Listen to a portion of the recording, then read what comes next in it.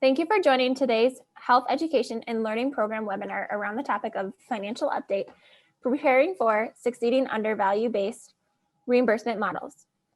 With that being shared, I'd like to welcome our guest speaker, Ralph Llewellyn from iBailey. We are honored to have you with us for this hour, Ralph. Thank you for joining us, and I will now turn it over to you. Well, thank you very much. I'll share my screen here and we will get everything up and running. So you should be able to see my screen now. So first and foremost, thank you very much for the opportunity to get to visit with you guys today, especially about a topic that I'm very passionate about, the whole issue of value-based reimbursement models and our need to continue to explore and learn about them.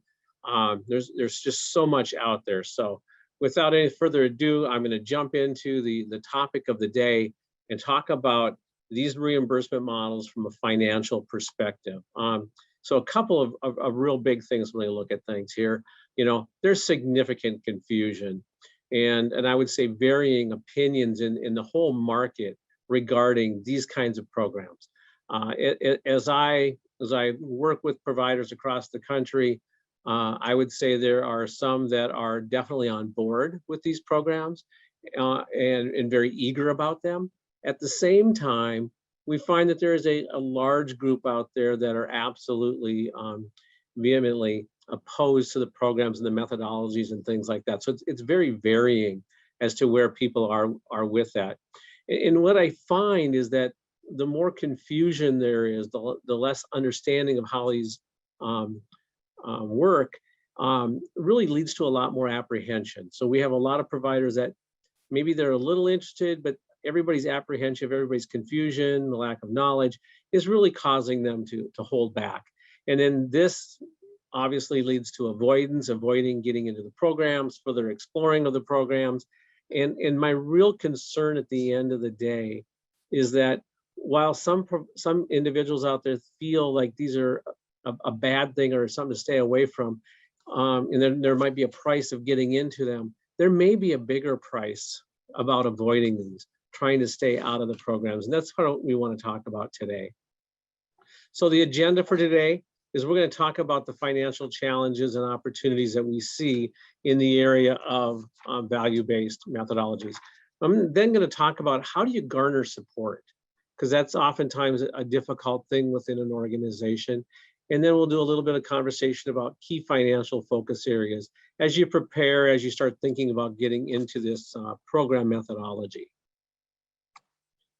So when we look at the financial challenges, many leaders, and when I talk about leaders, I'm not talking just within the organization, but outside, but the leaders are the C-suite, the CEOs, the CFOs, the boards.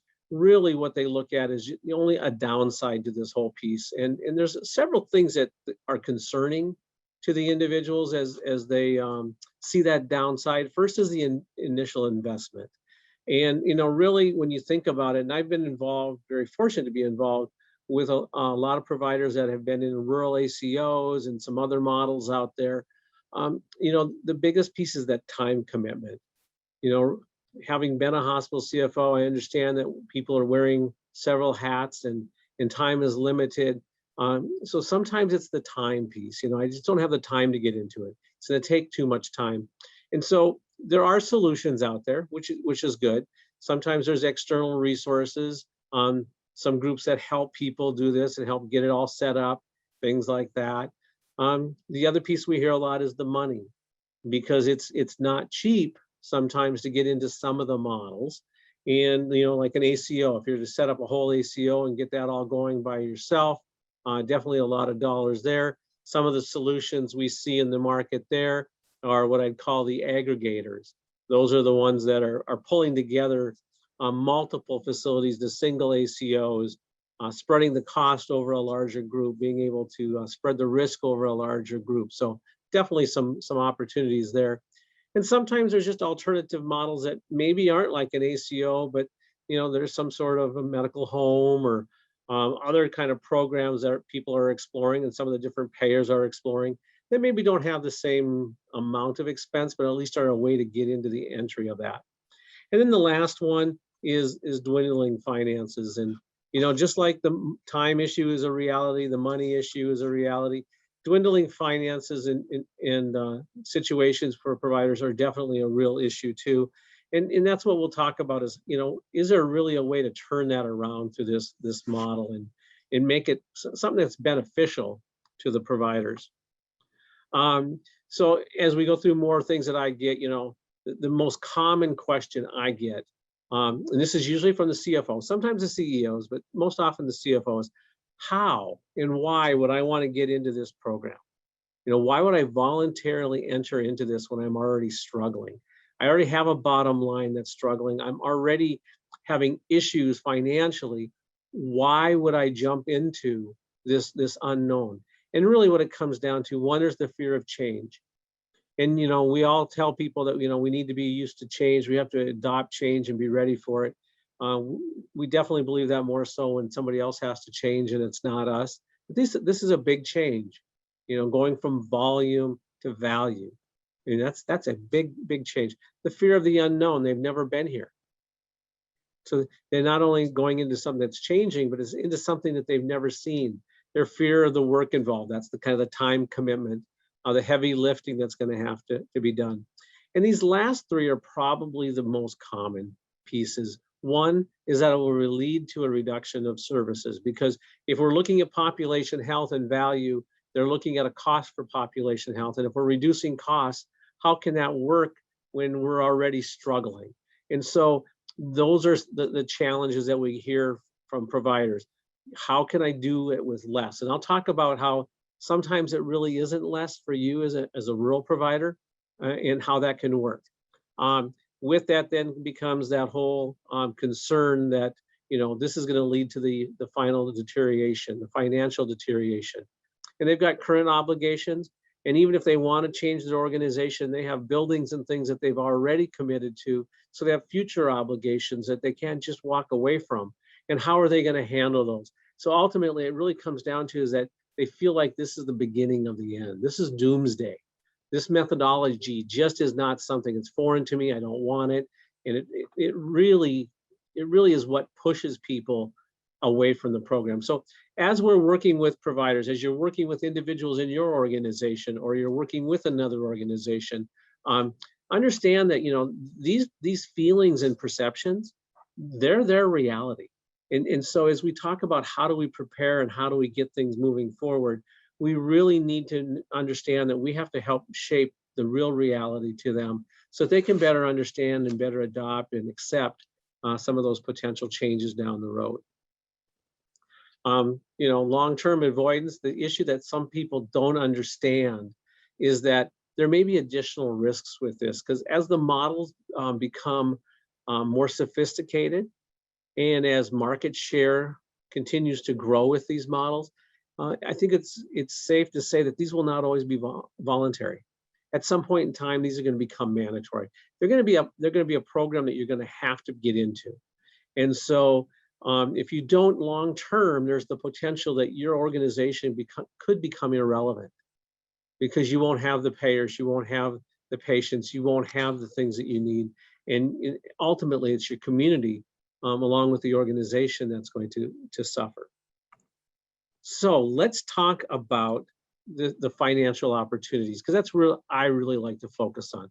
Yeah, there's some additional expenses and things like that, but what can I do to take advantage and make some movement positively? And so there's 4 areas we're going to talk about. We're going to talk about shared savings. We're going to talk about enhanced reimbursement. We'll then get into one of my favorite areas, the last 2, which are the provision of wellness services as well as market share growth. And we've seen this happen in organizations that have jumped into this whole value-based methodology of programming. So let's talk about shared savings first. Within many of these models, especially the accountable care organization type model, there is the potential for shared savings based on, where the historical costs were per assigned beneficiary, risk adjusted to what they are in the future. And, early on when they first started bringing out these rural ACO models, there's a lot of question of, could we really anticipate seeing shared savings and all that? And I can tell you, yes. They are. I work with a couple of them that have attained shared savings at points over, 200, 250,000 plus a year in shared savings that they're receiving. So while they've been able to reduce costs out of the system, and we'll talk about what that means in a few minutes, they've been able to enhance some of the reimbursement they get through shared savings. Now, some of the models that are out there may not just be shared savings. There may be some risk. And so we always need to acknowledge that you need to understand your model that you're looking at or that a provider is looking at. As we move down the path, the intent of all these models is going to be to get to a point where there is risk as well as shared savings. The shared savings piece has been lasting a lot longer without the risk, but the risk component is coming, should be anticipated to be coming, especially again, as these models mature. At some point, there's going to have to be a flip side to that, we believe. And what these shared savings really do, and this is where the benefit to the beneficiaries in the long run and to the programs, the Medicare and the insurers and such, is that it promotes management of care. And I think that this is what helps lead so many other things, like other volumes and things that we'll talk about, is there's more contact. There's more contact, there's more communication with the patient in these models. If we're doing it correctly, with all of that, you tend to see organizations building a better experience for the patient. So the patient has a better experience, and then ultimately that's part of how later when I talk about how do you start to garner some additional growth and market share, it's through that experience, it's through that brand recognition. So we'll talk a little bit more about that in a little deeper piece a little later. Enhanced reimbursement. Depending on the models, and again, there's all kinds of models out there. A lot of times what you'll see is some sort of a per member per month reimbursement. And this is what you basically have individuals that are assigned to. You're responsible for them and to take care of their care coordination, the management of that patient. And so this again is a great way to actually get paid for connection. And when you can get paid to communicate and manage a patient, it helps you line them up for all of the right things. So you're basically getting paid to connect. That's one way of getting some enhanced reimbursement. Some of the other models have the potential for increased reimbursement rates for meeting certain requirements. Now, those may be initially, in some of the initial years, it might just be a reporting requirement. You may not have to have a result or anything like that there. It's just kind of walking before you run. We're going to enhance your reimbursement if you report what's going on with these patients. So you have portals and ways of reporting that information. Eventually, it gets into quality metrics. And are we seeing, improvement in quality of care as it's defined in the model? Maybe there's some cost savings that, if you can show cost savings or cost reductions of some sort, you get enhanced reimbursement. Most often we're going to see these kinds of models in some of the insurance programs where they have these models. So definitely another place for some financial reason, some purpose to jump into this. Provision of wellness services, and this is really the big one from my perspective. I'm going to briefly talk on it now, and then when I talk about how do you garner support, I'll dig into it a little deeper. But when we look at a value-based methodology, really their focus is trying to make sure that we're getting the right care at the right time in the right setting. So are they getting the right service? Are they getting it when they need it? And is it in the most cost-effective methodology or model in the long term? And so with that, we're starting to see a huge improvement in payers, specifically Medicare, in the volume of wellness services. And so if you do these things correctly, this is where you start to drive some new volume. You increase the amount of services that you're doing that are wellness types of services. And if you do these correctly, they can drive an ongoing repetitive revenue stream that unfortunately many providers have failed yet to capture. And that's really, when I look at the ACOs I've worked with, that's where they've offset maybe some of the other cost savings they had in other parts of their organization. and then they get some cost savings elsewhere that we'll talk about. But this really is the key piece. If there's just one slide at the end of the day that you go back to, why would I want to do this when I think I'm going to lose money? This is the slide. This is the piece that really drives home where you find what is currently being lost in uncovered revenue. Lost sometimes by the whole system, sometimes just lost by you. And then the last piece here is market growth. And when we're looking at market share growth, with the focus on the patient and the focus on value, if you do this right and you manage things right, you can really take that connection and use that to increase your brand recognition. Work on your marketing. A big chunk of this is a marketing play. At the end of the day, it's a great way to have that connection, that touching point, and everything else, which improves the satisfaction. And as the individuals become more satisfied, they start talking more about it. It improves your brand. You can use that there and with marketing and everything to start pushing a promotion of, hey, this is why you want to come to us. Look what we're doing that others aren't. And really, at the end of the day, this gets to be a growth argument. So you may lose the number of services you do to every individual, but you're doing them to more individuals. And that is a growth place. That's where you secure your long-term volume that you're going to need. So volume is still an important piece. It's just not volume per patient, it's total volume over a larger base of population that you're capturing because you have the right programming, you have all of the other right pieces in place. So let's talk about where do the savings come from? Because we've had all this conversation about shared savings and things like that, and that's the scary point because I don't have enough money yet. In my experience, working with ACO providers, the greatest amount of opportunity for the rural provider is really in reducing the cost of services that are rendered by outside providers. So what we're looking at here is, can we develop the right program? Can we have the right connections so that we keep people from having to go have services at organizations outside of ours where it's higher cost, higher intensity? So if we can find things, discover issues earlier, can we use less costly methodologies that we can do versus somebody else does? So basically keep them out of the bigger facilities. Think the large PPS hospitals that have built some significant amounts of brick and mortar, that they get paid still. Their focus is totally on volume. So they've got to be slicing and dicing and doing high cost interventional services to make money. What we're trying to do is develop methodologies that would prevent the patients from having to get to that point. That's a huge savings. Other things is especially with some of the programs in the wellness area, we can hopefully do things to help reduce the amount of emergencies that require us to use air and ground ambulance. Air ambulance for some rural providers is a significant amount of expense that they never knew was being taken out of their market over time. Those costs are astronomical.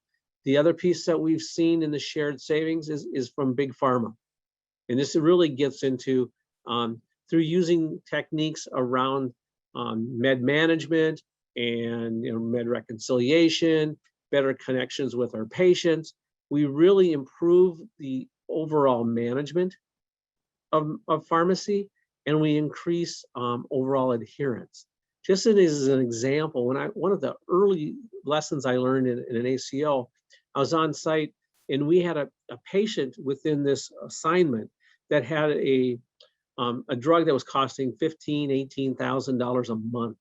So they were a real outlier and really driving the high cost of care for that cohort. And what we found out is that the local provider, the primary care provider, wasn't even aware the patient was on this. And what it was is it was a med that they were going to a university hospital, a university medical center for some very complicated issues. And they were on this med, it was a lung med, and for this lung ailment. And what we found from looking at the med is that it's only effective on 4% of the patients that get it. For those 4%, it's amazing. And so part of the managing and looking at things like that there was, did anybody know if this person was in the 4%? And so the homework there, the strategy there was actually taking it back to, let's figure out if they're in the 4%. Now this patient was in the 4%, so the med stayed. It's just part of the cost. It's just part of what happens. But it's those kinds of conversations and things of where you're starting to peel out those outside costs. Think of the number of patients we find out are on more meds because they take more meds. And as they add another med, they have to use another med to counteract something else.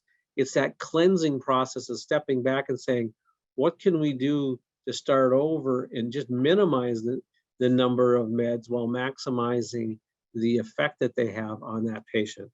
Other things that we find are just in referral patterns. If you're in a good ACO, you can start figuring out how expensive it is when you refer somebody to provider A versus provider B, and you start making changes there. That's not money out of your pocket.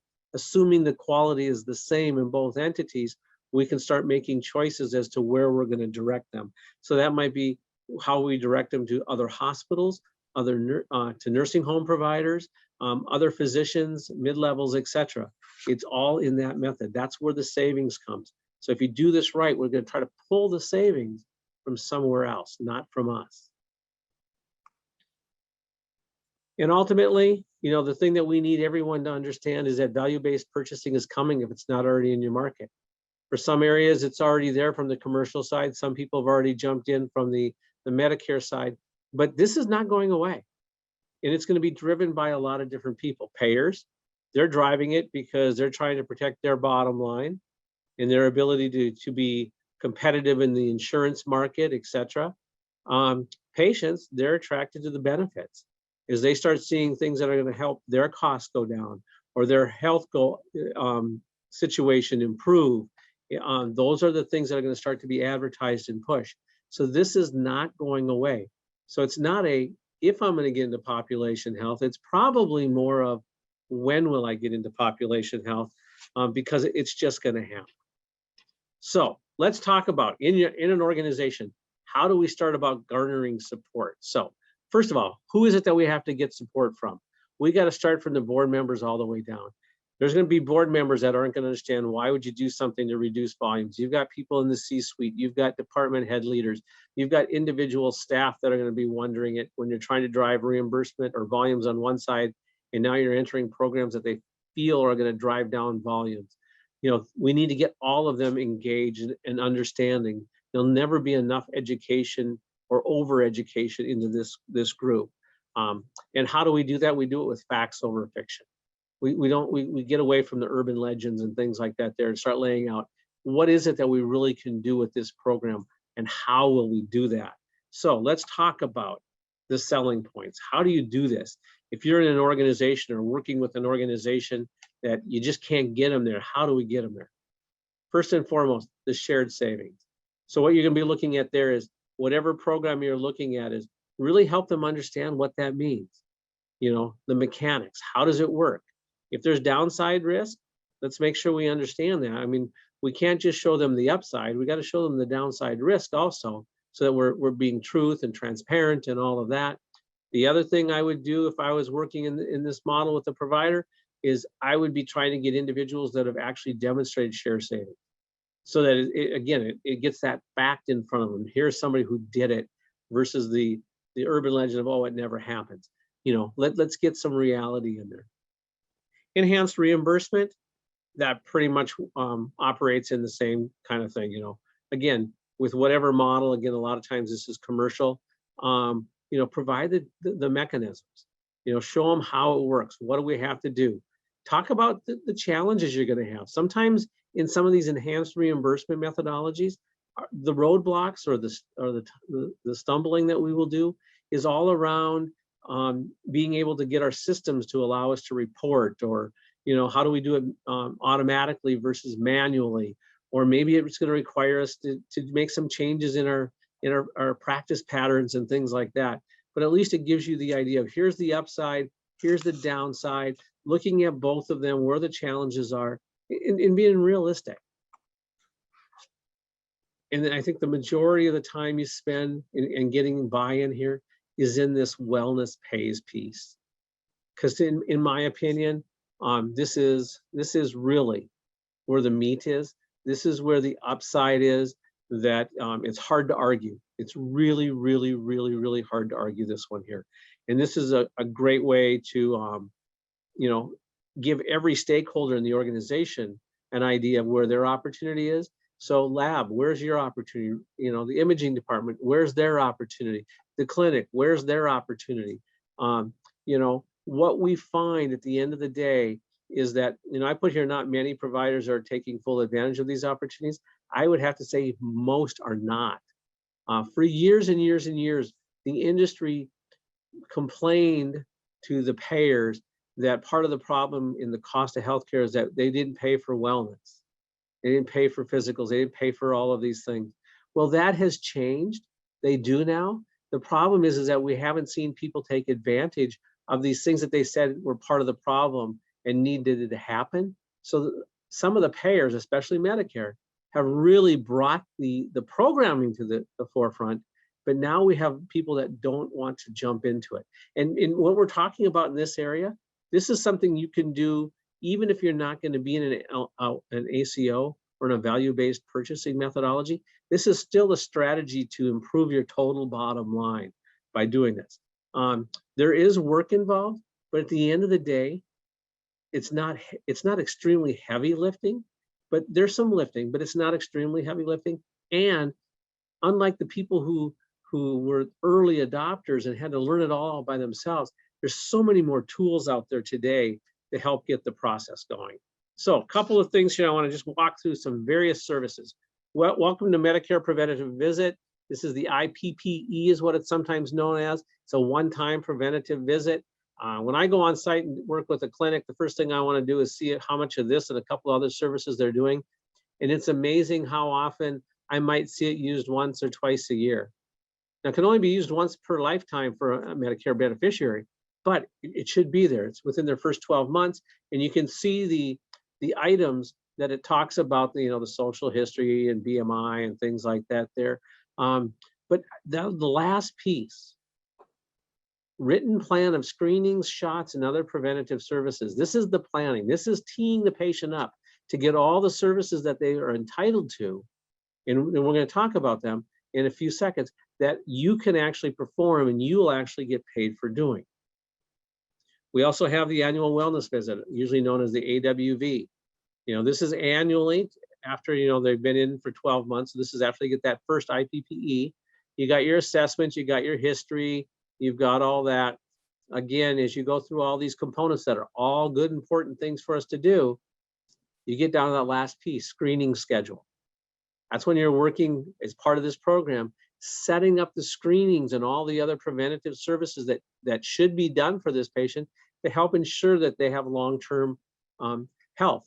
And so that is a key place. That's where some of the revenue stream comes from. We get paid for the IPPE, we get paid for the annual wellness visit, and we're going to tee up some of these other services that we're about to talk about that we also get paid for. So a big piece about the annual wellness visit, a lot of confusion out there. This is a tough one. Annual wellness services, it sounds like a physical. Even some of the literature we've seen over the years makes it sound like it's a physical. It's not a physical. If you've touched the patient, you've probably done it wrong. This is not about this. This is something that requires a lot of education to make sure everybody understands what it is. And that's starting with the physicians, the PAs, the nurse practitioners. It's working with staff so that they understand what it is. Because oftentimes we have people say, yeah, we bill people for physicals. It's called that annual wellness visit. It's like, well, that's not what it is. And we have to help patients understand, because patients are going to be a little confused of why am I coming in and you're not doing a physical or whatever. You can do a physical separately, but the annual wellness service, this is a distinct piece. So the most successful providers are those that set some real expectations as to what this is and how it works. And that expectation then makes it a more palatable service in the long run. They see what's going on. There's issues you got to deal with, like, do you do it as a dedicated visit on its own, or do you do a dual visit? A dual visit meaning they come in for their chronic care visit and you do the annual wellness visit, and there's sometimes some reimbursement issues that go with that. To me, the most important part is that you make sure it gets done, because there may be more money if you do dedicated visits and separate that, but if they don't come back in for that separate visit, you've lost a lot of opportunity to provide good service, good quality care, as well as line up those services that you'll get paid to do outside of just your normal visits. If you're looking at anything with quality scoring, things like that, HCC scoring, all that, the other part about an annual wellness visit, this is a great opportunity to capture the majority of the data you need to meet a lot of those metrics. And again, this just really drives a lot of the preventative service utilization that you would have available out there. So we do this annual wellness visit, we do the IPPE. What can that lead us to? Well, it's a laundry list of over 25 different items that could potentially come out of it. And so I've laid them in here now. A couple things that I want to hit on here is, for the most part, unless I noted otherwise, these are items where there's no deductible or co-insurance. So there isn't even a financial implication to the patient. So we're telling them and providing them the tee up that, hey, you've paid your dues over your career, you're on Medicare, this is covered, and there is no out of pocket. It really reduces the barrier from the patient perspective. And so you can look at several of these, the most common ones, cardiovascular disease, that's an annual one. You can do both intensive behavioral therapy as well as cardiovascular disease screening. So think about, your cholesterol and things like that. Obesity is another common one. Everybody's eligible for that screening. You get into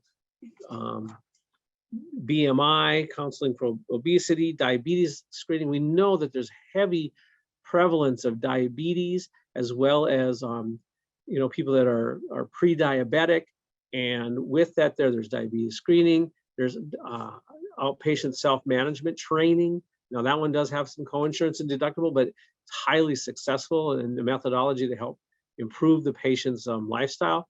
And Medicare diabetes prevention program, there's pieces there. Definitely some great programming available. In this area, medical nutritional therapy, medical nutrition therapy is a big deal. Lung cancer screening and tobacco use with smokers, an opportunity to get them. And you look at a lot of these, some of them are every year.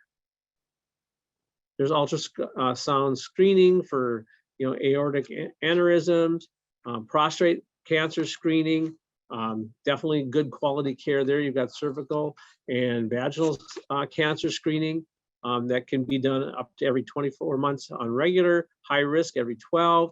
You've got your colorectal cancer screenings, a multitude of various things that can be done there. Again, I have some providers that through the annual wellness service that they do, that visit, they're teeing these up, and then they've basically set up like when they have a colonoscopy, when they get their result, they actually have a system in their computer system that basically tells them when the patient will be due for this again, and they can use automatic reminders. So if it comes back and says, oh, this patient should be back in 3 years for another one, it kicks it out and says, okay, 3-4 months ahead of time, they start getting their notice saying it's time, we'll get you scheduled, and then they'll get a reminder, they'll get a phone call if they need. You do this right, this is how your scope room basically gets filled. These are patients that are oftentimes not getting them or potentially getting them somewhere else. And what you're doing here is you're loading up your facility with services that you can do and do within your organization and get the compensation for. Screening mammography, the same thing. After the screening mammography, depending on the results, they know exactly when the patient will need to be back in again. They're starting to send out the reminders, they're getting them back in, and they're doing the services. And what we do find with the providers that do a really good job with annual wellness service is that as they bring it up and the physician is saying, you know, you need to do this and whatever, they're listening to their providers. Not all of them, but there is definitely, if you ask straight out and say, hey, this is something you need to do, can we get it lined up for you? We're seeing those hit. You know, look at glaucoma testing. You know, we've got some screenings there. In this area, you know, there's all kinds of flu shots, hepatitis B, pneumococcal shots, getting those set up. So definitely a huge, huge opportunity. And this is where the money starts to drive. And so definitely a place to use these things and show the board and the departments, this is why we want to do it, because we can drive dollars and cents there. There's also transitional care management. This is a service that's meant to help reduce readmissions, and it basically helps them get out back into the community. And it covers them for 30 days, and it shows you from 30 days of discharge from these various inpatient settings, hospitals, acute care, long-term care, hospitals, psychiatric hospitals, you know, a nursing home, a swing bed, inpatient rehab unit, observation, partial hospitalization. There's all kinds of pieces there. And so there are requirements of getting these set up, which is what you need to do on the prep side, but definitely gives you a great opportunity to drive some reimbursement and some volume into your organization. Chronic care management.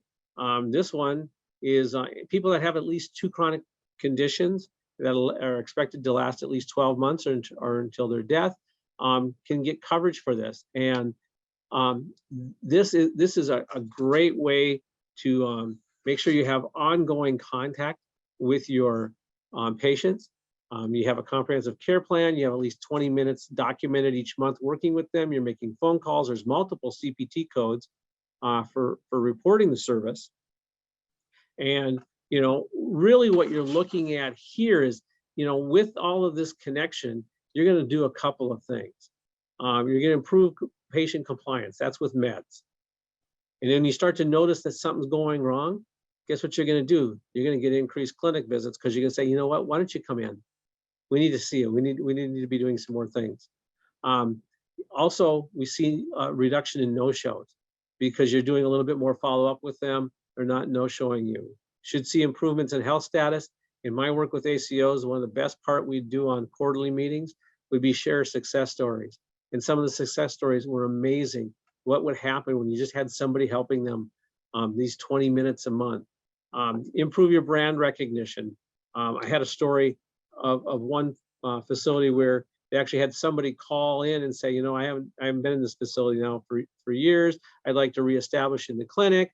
I would like to have Dr. So-and-so. That's who my friend X is using, and X, she brags about all the how attentive the staff are and how they call her and all that.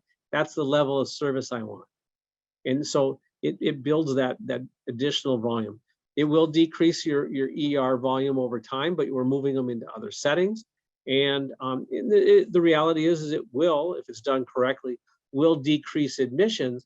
But our goal here is how do we get more patient volume or numbers of patients so that we can backfill that through brand recognition and market growth versus how many services am I doing on an individual patient. So we're being more cost effective to the overall market, but we're not taking it all out of our pockets.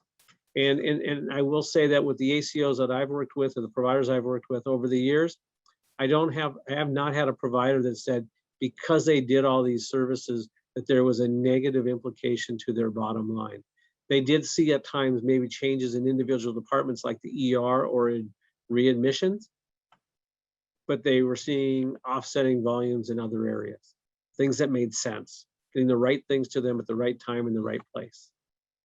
And the best part of all of this is that these are services that you typically can do when we look at all of those service lines.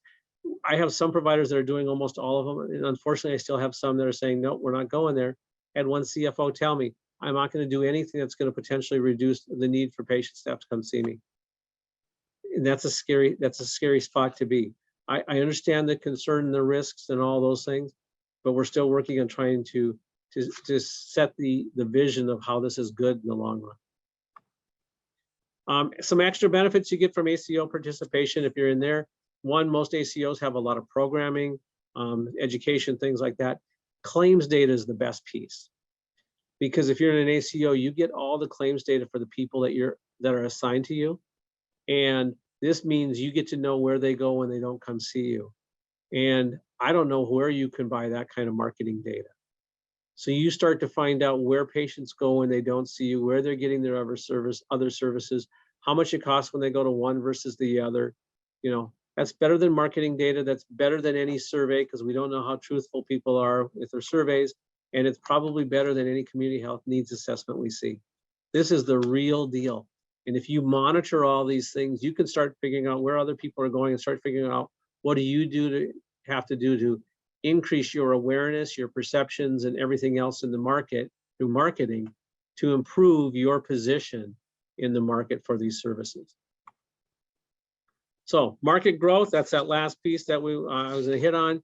You know, again, the image and the loyalty. I've kind of hit this already. CCM, annual wellness visits, transitional care management. These are all great areas and selling points, along with the fact if you're in an ACO that you get all the claims data. I call it marketing data, because there's so much to be found and understand in there that helps you understand what's going on in the market that you just can't find.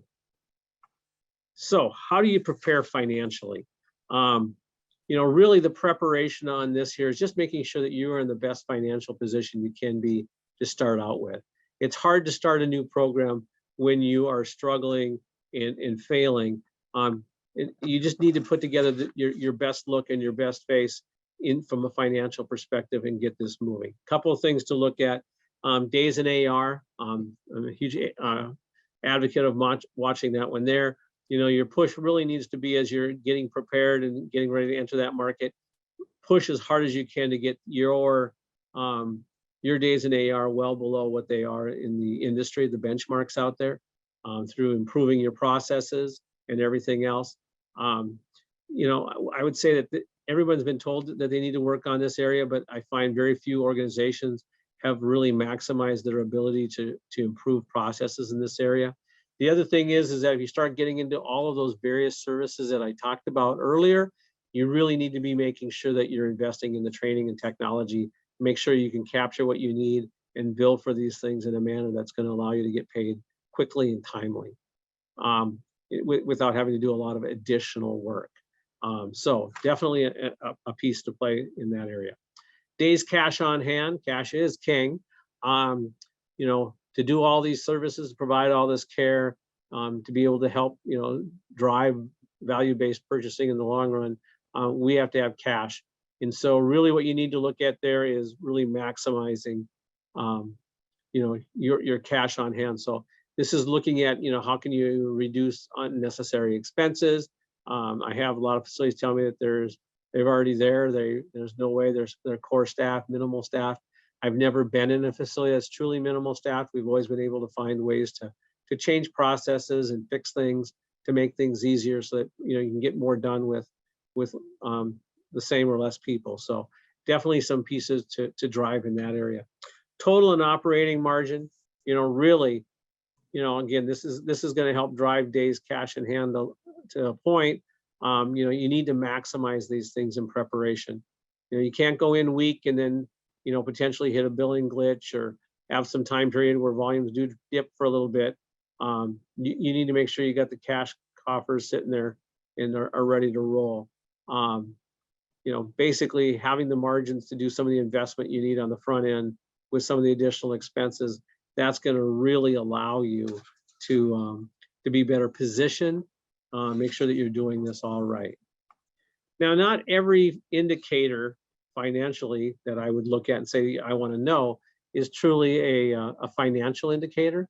There are some operational indicators that I would say are great pieces to be looking at that are going to tell you how well you're doing and are you driving services that will drive even additional services. So the types of things that you will want to be starting to gather and have methodologies to gather are things like, you know, what percentage of my Medicare age patients, you know, are current with their annual wellness visit, had it in the last year. I have some providers that are upwards of 75%. Unfortunately, the average facility is probably more than that 10%. That's a huge opportunity. So you start looking at trends, and you can do this by facility, you can do it by provider, you can figure out who are your adopters, who are your laggers. The more you do of these, the more you're going to drive all those other services. Chronic care management, what percentage of my patients that have 2 or more chronic conditions, that are Medicare age, are on CCM? Am I taking advantage of this opportunity to provide them better care, get paid for it, and make their lives better, hopefully over time? Other pieces is, mammography percentages, colonoscopy percentages. That's that whole piece of what percentage of our Medicare patients, or if we're in commercial markets that we're doing this with, what percentage of them are getting their mammogram and their colonoscopies within the prescribed timeline? That's a great piece to be watching. Again, significant variation that we see in the market in this area. Readmission percentages, what you're gonna be looking to drive that one over time is down. ER visits per 1,000. Again, that's gonna be, hopefully driving down. Clinic visits per 1,000, hopefully you're gonna be seeing that go up. That's improving the quality of the visits. Why they're in there for the visits and working on upfront prevention, wellness, all those things. But those are some really good indicators to have placed. There's probably a lot more you can do, but I like to keep things down into a more manageable size, because if it gets too large, you don't end up managing anything, because it's hard to tell what do you do if something's not in the direction you want. So, pick a small number, run with it, get that going. As you fix things and find that they're no longer an issue for you, then you may have an opportunity to step back, step away from that piece, as far as an analysis, and add a new indicator over time. So as we wrap up here and then get into a few minutes for some Q&A also, the one thing to make sure that we're all aware is that, success out of these models is not guaranteed. Even the best providers I work with have had their challenges, but they've been committed. And just because they hit a blip on day 1 or day 2 didn't mean that they threw it away and say, see, it doesn't work. They just got right back up when they continued on. The challenge that we have is that while this may be a challenge to get into these models, the alternative of losing payer contracts and market share is going to have even greater challenges. And those are going to be challenges that we may not be able to recover from.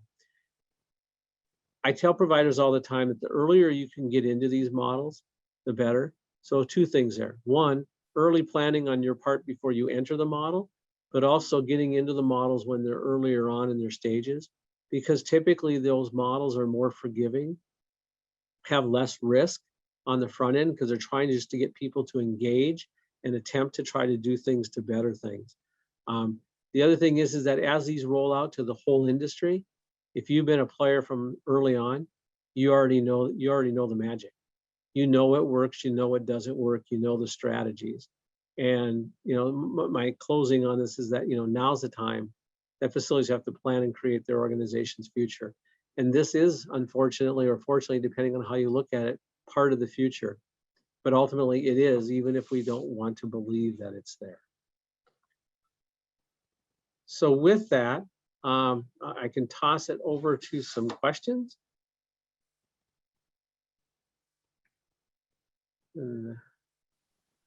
So Nathan, I think, has his hand up. Yes, I do. Hello, Ralph. Very Hi good there. presentation. Thank Thank you you. for this. So there are some RHC specific barriers to participating in some of these models that I would love to talk offline with you about. Yep.